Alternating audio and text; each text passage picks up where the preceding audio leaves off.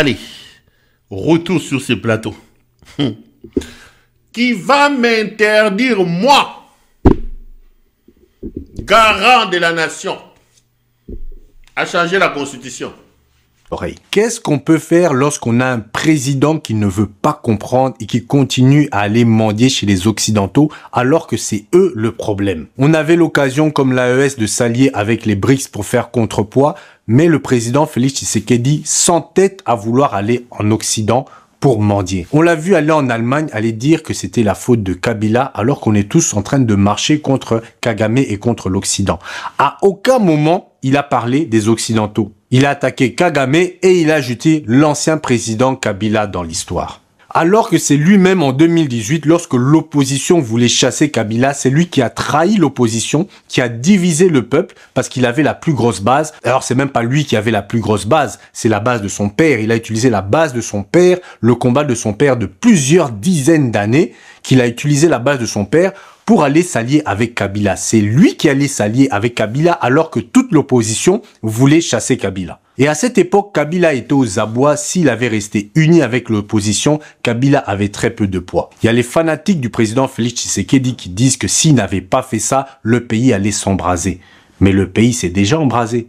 La différence, c'est qu'à ce moment-là, il n'était pas prêt. Là, le président Tshisekedi, en s'amusant pendant ces 7 dernières années, en allant faire des voyages, en se payant des objets de luxe, en s'amusant, en allant à des mariages, il a laissé le temps au Rwanda d'établir une stratégie pour venir envahir la RDC via le M23. Et là, maintenant, c'est très bien qu'il a pu s'allier avec la Belgique. Je voyais en commentaire des gens se plaindre, oui, mais la Belgique, c'est eux, l'État colonial. Comment est-ce qu'ils peuvent même oser prendre position? Mais sachez que la Belgique n'a plus de poids en RDC. Vous restez encore dans l'époque de Léopold II, mais à l'heure actuelle, la Belgique n'a pas de poids en RDC. Il y a des pays beaucoup plus costauds qui sont venus à investir en RDC. Combien de temps ça a pris à la Belgique pour pouvoir libérer Jean-Jacques Wando? Vous pensez que si c'était un ressortissant américain, que l'État américain avait exigé directement, ça aurait pris autant de temps? Ou même un Français ou un Anglais? Non, c'est parce que la Belgique n'a plus autant de poids qu'avant. Car en coulisses, c'était la France qui allait convaincre les autres pays européens de ne pas sanctionner le Rwanda. Parce que les autres pays européens n'ont pas d'affinité avec l'Afrique. Certains même des nouveaux pays membres n'ont pas été des pays colonisateurs. À part peut-être la Pologne, parce que la Pologne vend des armes au Rwanda. Donc eux, ils ont un intérêt de soutenir le Rwanda. Mais pour le reste, les gens suivaient la France. Mais ce dont tous ces pays ont besoin, c'est de pétrole. Et le Rwanda sécurise les multinationales françaises, dont Total Energy. Maintenant, même si on met des sanctions sur le Rwanda, la RDC ne doit jamais oublier que la personne qui bloquait, c'était la France, et que l'État français est un ennemi du peuple et de l'État congolais. La moindre des choses aurait été d'appliquer aussi des sanctions envers la France pour son soutien au Rwanda. On pouvait commencer simplement comme l'AES en stoppant les vols Air France. Et si Tshisekedi avait tellement peur de confronter Emmanuel Macron, qui, je le rappelle, aimait crier à tout va que c'était son meilleur ami, son ami Macron, la solution était simple, c'était de mettre un protocole de défense. Tout pays qui a un accord de défense actif avec un des agresseurs de la RDC verra des sanctions établies à son égard selon les niveaux de l'agression.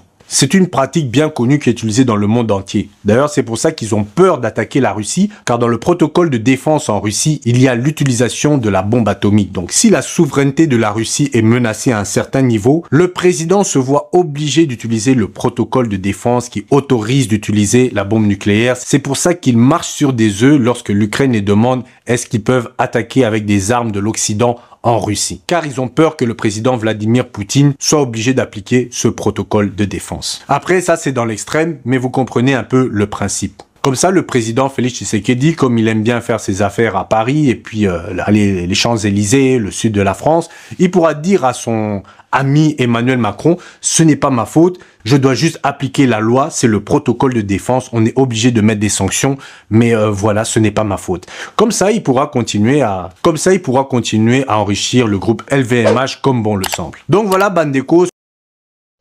Libérer Mboka na biso na maboko ya bakulu na cravate. Oyebi bango. Oyebi cravate, bana na bango baza na poto, bana na yo empate kwa ngaika. Vous en avez bien. Maintenant nous disons c'est fini. un policier, un militaire, ce sont des cadres aussi.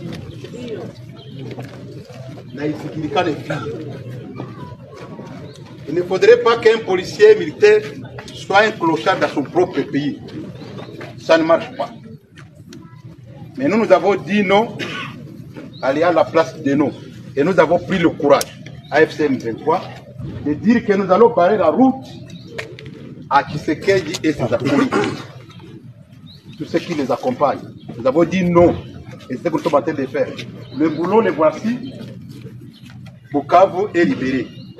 Et on va libérer d'autres coins, si cela est nécessaire. Parce qu'il y a d'autres compatriotes, d'autres Congolais qui sont au-delà de Bukavu, mais qui souffrent comme les Bukaviens souffraient avant qu'on arrive ici. On n'est pas très bizarre. Nabo, il faut tout libérer. Maintenant, nous allons libérer. D'abord, il ne faut pas oublier que dans ce que vous appelez conflit avec les voisins, dire toujours que nous avons été agressés. Si vous examinez, je ne vais pas entrer dans les détails, vous verrez aussi la responsabilité du Congo lui-même d'abord qui a commencé là-bas. Prenons les cas, parce qu'on doit en parler. Le cas de la fameuse entrée de Kabila avec son AFDEL au Congo. Ça a commencé comment?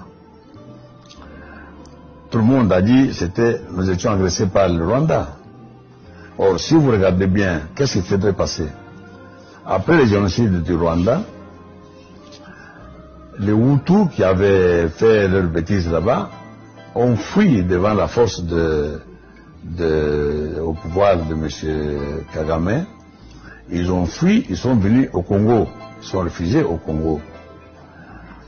Maintenant au Congo, ils devaient respecter la règle internationale qui dit que quand des voisins armés traversent la frontière pour venir dans votre pays, la première chose, vous devez les désarmer. Nous, on ne les a pas désarmés avec Mobutu, on n'a pas désarmé des FDR, tout ça. On les a laissés. Deuxième chose, vous devez les placer à au moins 150 km de la frontière commune. Or, nous, on les a laissés à quelques mètres de la frontière. Ces gens-là, partant du Congo, ils agressaient leur pays d'origine. Et quand ce pays prend des dispositions pour se défendre contre ces gens-là, vous allez dire qu'ils ont agressé le Congo. Il faut d'abord respecter la règle de ne pas héberger des hommes armés venant du pays voisin. Donc ça, c'est pour vous dire que il ne faut pas toujours dire « Ah, on a agressé, on a agressé ». Il faut voir aussi votre responsabilité dans cette affaire-là. Donc ça, c'est un. Vous me posez la question de savoir si on peut porter plainte, tout ça. Mais comme nous sommes respectueux de la loi, si un État voisin il a violé les lois ou bien internationales, etc., tout ça, conformément à la procédure normale, nous portons plainte et nous allons le traduire devant les justices, devant les compétences qu'il faut. Donc, c'est vous dire que je voulais d'abord insister sur le fait que quand vous avez parlé d'agression, vous devez savoir que dans beaucoup de cas, nous sommes aussi responsables de ce qui nous est arrivé. Il ne faut pas tout de suite jeter la pierre sur les autres. Merci, monsieur. Si j'étais président de la République démocratique du Congo, dès demain, donc la situation dont je suis aujourd'hui, demain je deviens président, la première chose que je ferais, c'est de chercher quelqu'un compétent pour prendre mon poste. Et il me regarde comme ça et je dis parmi. J'ai dit, moi je suis qui pour être président de la République démocratique du Congo? C'est quoi mon parcours? Quelle étude j'ai fait? Quelle expérience j'ai fait? Est-ce que j'ai dirigé des grandes entreprises ou, je ne sais pas, moi-même une grande ASBL? Moi je suis qui? J'ai dit quand même le boulot que tu fais, est-ce que tu as les compétences pour être président de la République? J'ai dit, mais sur mon salut, je dis, moi la première chose, je vais demander, bon, qu'est-ce que la Constitution dit? Je ne sais pas si c'est le président du Sénat qui doit organiser des élections, ou bien je ne sais pas si je trouve un capitaine Traoré dans les parages, je dis, prends la place, mon frère. J'ai dit, mais toi, sérieusement, si vous te placez président de la République, allez négocier, allez mettre en poste, allez bouffer les salaires, allez voir encore stable, j'allais peut-être prendre mon salaire à 1 mois, 2 mois de temps sur la transition, parce que le salaire du président de la République démocratique du Congo, franchement, t'as 2 mois de salaire, t'es bien d'acheter une maison, et dit, ah, tu es en train de rigoler sur ça. J'ai dit, moi, je suis en train de rigoler. J'ai dit, je vais te poser une question. Si demain, je te dis, voilà, tu peux être pilote d'avion, est-ce que là, avec les compétences que tu as maintenant, là, tu vas prendre l'avion, tu vas partir? Il me dit, bien sûr que non, je ne sais même pas débuter l'avion. Si je prends l'avion, on va faire un crash, je vais tuer les gens, même je vais les tuer. J'ai dit, tu penses que le président de la République, c'est quoi? J'ai dit, les actions qu'un président prend ou ne prend pas a une répercussion sur la vie des gens. Il y a des gens qui meurent, etc. Un avion, il y a peut-être quoi, 200, 300 personnes. J'ai dit, mais les actions d'un président de la République, il peut y avoir des millions de personnes qui meurent à cause de tes décisions. Et toi qui n'as aucune expérience, je t'ai dit que je vais prendre. Et c'est là qu'il me dit, oui, mais c'est pas la même chose. En tant que président, tu peux aussi apprendre avec le temps. J'ai dit, apprendre quoi avec le temps et pendant combien de temps? Chaque jour qui passe, il y a des personnes, surtout la République démocratique du Congo, il y a des gens qui meurent, il y a des gens qui sont victimes de crimes atroces. Et toi, tu veux prendre le temps de te former quand tu es en poste et que tu manges déjà l'argent. Je me suis dit, mais soyons un peu sérieux. Maintenant, il y a beaucoup de Congolais qui pensent qu'on peut passer comme ça de vendre des pizzas à un président de la République et que voilà, que c'est bon. Quand il me fait Congo, c'est pas la même chose que même par exemple le président de la République démocratique du Congo. Son père était déjà politicien, il était déjà dans le village. J'ai dit, oui, son père, même quand son père dirigeait le parti politique, quelle fonction est-ce que lui il avait? J'ai dit, c'est pas parce qu'on est une fiche d'une personne qu'on a forcément les compétences. Je vais dénoncer un exemple. Il y a, je pense que ça doit faire au moins 10 ou 15 ans passés, j'étais en RDC, et voilà, il fallait un permis. Là-bas, on me dit, voilà, donc tu amènes juste, voilà, je pense, 2 photos passeport, et puis un test d'identité pour avoir toutes les informations, et après 1 ou 2 semaines, tu auras ton permis. Donc en fait, je vais, voilà, je vois le monsieur qui s'occupait de ça, je donne des photos, et puis voilà, je donne mon nom, etc.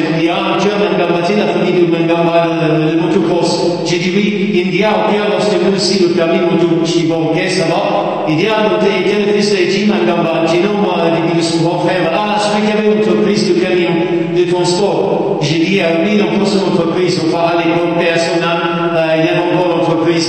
Il me dit, ah, ok, bah, alors, je vais mettre aussi le permis camion. Je me dis, bon, ok, ça va, mets-moi le permis camion. Bon, voilà, j'ai fait tous les papiers, je rentre une semaine pas, je pense 2 semaines. On me dit, ah, ton permis est prêt, viens prendre ton permis. Et je vais prendre mon permis. Je vous dis, vous voyez le permis là, les permis A, permis B, il m'a mis A, B, C, D, E, S, je sais même pas quoi. Le dernier même, c'était marqué convoi exceptionnel. Donc ça veut dire que même si vous avez un ogive nucléaire que vous voulez transporter, avec ce permis-là, j'avais les capacités de conduire le camion avec le convoi exceptionnel, parce qu'il estimait que vu comme on